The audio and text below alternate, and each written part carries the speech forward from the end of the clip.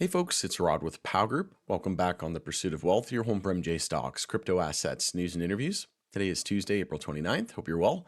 And in this video, we're going to be discussing an article from the MJ Council of Canada.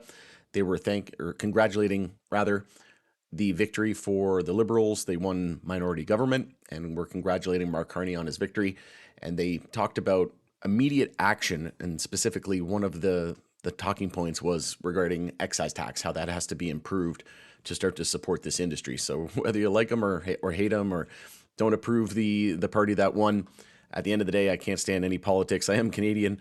I'm not going to get political on this channel. I'm just, a forever optimist, and let's see if we can get some sort of change in here that will start to support this industry. And there's a lot more that I want to cover in this video as well. We did have the stock prices start to shoot up, and that had to do with an MJ Moment article and the White House drug czar, which we'll cover in just a moment. Before we do, make sure to smash the like, help support me in the channel. If you're new, you can subscribe, tick the bell, all that good stuff. You'll be notified on any future videos or when I go live. And as always, this is not financial advice. You should never buy or sell anything based on anything that I say or write. This is for entertainment purposes only. You can follow us over on X as well, formerly Twitter. Handle for that is @GroupPow. I'm going to be using that as my platform of choice going forward. So jumping into the article here, so the MJ Council of Canada congratulates Mark Carney and calls for immediate action to strengthen Canada's legal MJ industry. And then this was the article that came out that sent things flying high as well, no pun intended. White House drug czar could endorse MJ legalization under new bill to repeal ludicrous restriction. And that timing of that article was very correlated to the spike that we saw in MJ stocks. So going into the details of this, the MJ Council of Canada today congratulated Mark Carney on his victory. As the new government takes shape, the council renewed its call for policymakers to address glaring gaps and shortcomings in the legal MJ industry. Canada likes to position itself as a global leader in legal MJ, but since legalization in 2018, the federal government has failed this industry and tens of thousands of hardworking Canadians that it supports, said Paul McCarthy, president of the MJ Council of Canada. With the new government in office, it's time for action. The industry deserves the same attention and support as any other sector of our economy. And I think it was a couple of weeks ago, about 64% of Canadians think that the MJ industry is going to be a very important economic pillar into the future, right?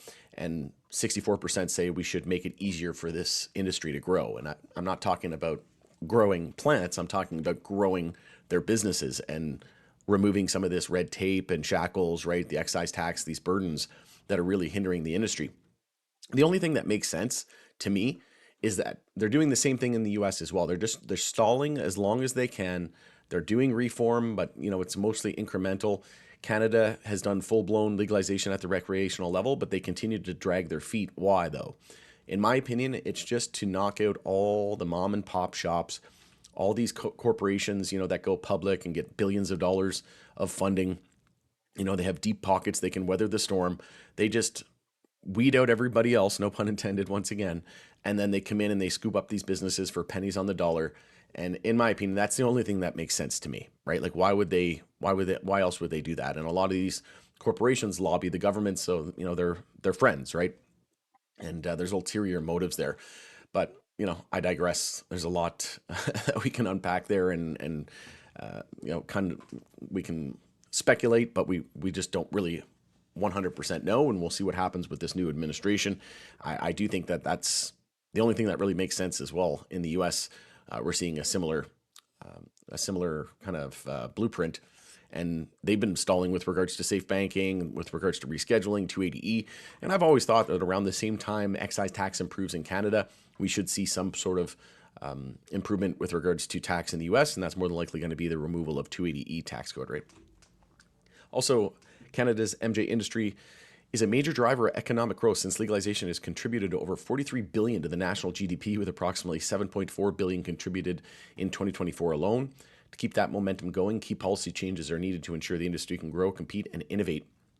So we'll go through here. They talk about excise tax framework is completely misaligned with today's market realities. When it was introduced in 2018, MJ sold for approximately $10 per gram. Today, producers are receiving as little as $3 per gram. But there was I think it was Nick Sosiak said yesterday on TDR, he said that wholesale price, though, over the last year has doubled, but yet the excise tax remains greater of 10% of the product's value, or $1 per gram. This has created a crushing and unintended tax burden that is now 3 times higher than what was originally envisioned, and also 3 times higher. Well, that kind of makes sense because 1/3 of companies' revenue is going towards excise taxes. If you're an MJ producer, your MJ revenue, it's going towards excise tax. Look at all the producers. So that's a huge hit to their bottom line, right? Instead of thriving, licensed producers are being pushed to the brink. Many are unable to meet their tax obligations and are being forced out of the market, taking good jobs with them. If not fixed, Canada risks losing the very business it once championed through legalization. So the Council of Canada calls on the Government of Canada to eliminate the $1 per gram floor and instead apply a a 10% ad valorem rate as proposed by Standing Committee of Finance in 2024. And this is something that we've heard from multiple different MJ CEOs as well, including Irwin Simon with Tillray. He said that they're exploring a 10% fee, right? Not instead of a flat rate, which is essentially what they're describing right now. So percentage fee. The industry's challenge extend well beyond taxation, though. They talk about the illicit market, and it's estimated to be between 25% and 40% of total sales in Canada still today, an unacceptable reality that demands urgent federal action. For the MJ industry to thrive, the Government of Canada must act to eradicate the criminal forces from the industry. And also, tests show that 94% of the illegal MJ products contain pesticides, and also found traces of Escherichia coli, indicating the presence of fecal contamination. So yeah, there's been cases where it's been laced with fentanyl. Like it's not and they brought up a good point, right? Like a lot of these consumers that are going to these different websites and whatnot, they look very professional, but they don't even realize that it's an illicit gray market, right? So people don't even really realize that they're ordering, because some people are just not educated like myself or people listening to my voice right now would be, right? So finally, the spirit of building a more resilient Canada and removing interprovincial trade barriers, the MJ Council of Canada also calls on the Government of Canada to work with the provinces and introduce a single national excise stamp. So currently they're going on a province and territory basis. So that means they have like 13 different tax stamps that they have to navigate, and that's that creates a huge burden. It's onerous. They have to. It's time consuming, and there's a lot of red tape. It's also costly, right? So there's that to consider. They're thinking about doing one single national stamp, which I think is very much going to happen, I think, in the not too distant future. The Council of Canada welcomes this signal and urges the government to deliver on that commitment without delay. So I'd love to see that. Once again, congratulating Prime Minister Mark Carney. Our industry is asking the Government of Canada to remove the shackles. And how many times have I said that? It's almost like they were tuning into my my videos or something, which is preventing further economic growth and ensuring that Canada is a global leader in the legalized MJ industry. So I am hopeful and optimistic that we will see some sort of reform over the coming year or two. And like I said, it's more than likely going to coincide with improvements to to tax in the U.S., which would more than likely be the removal of 280E. And we have some information with regards to legalization in the U.S. in just a second. But there was an article here. I might do a video specifically on this.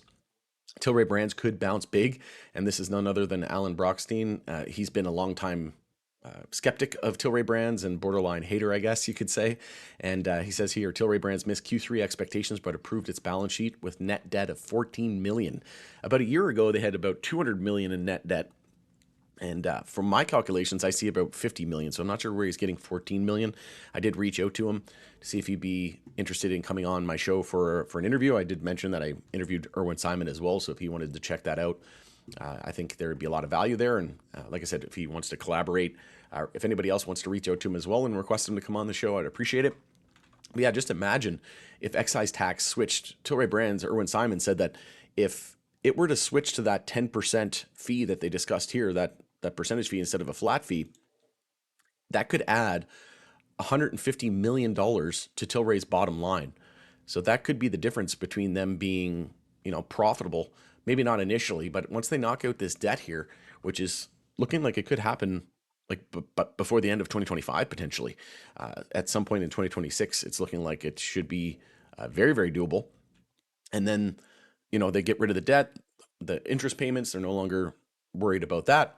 There's a lot of upside here for these Canadian names, and especially as we start to see potential legalization in the U.S. If we get medical, all these other companies, we're starting to see Canadian LPs get into the hemp business as well. So they're starting to sell legal products in the U.S. And yeah, some like companies like AYR, for example, they've got, I think, $550 million worth of debt. Canopy, I think, sitting at around $320 million worth of debt. So, they've made great strides. And like I said, turning all the haters into believers. And eventually they all come around.